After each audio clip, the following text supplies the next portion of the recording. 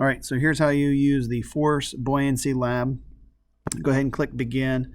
On the left-hand side, you can change the mass of the bottle. So from that, you can find the weight of the bottle.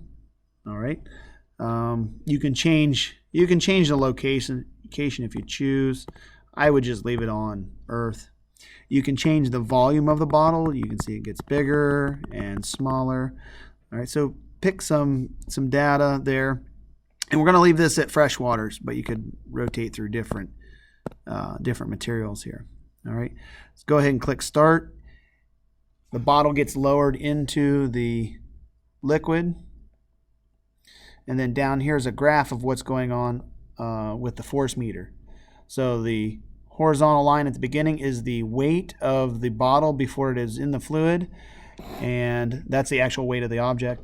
And the horizontal line near the end of the experiment is the apparent weight of the bottle once it is submerged in the fluid. Notice there's a difference. That difference is due to the buoyant force. So you just take the starting value, or the final value minus the starting value, to find the buoyant force upwards on the bottle.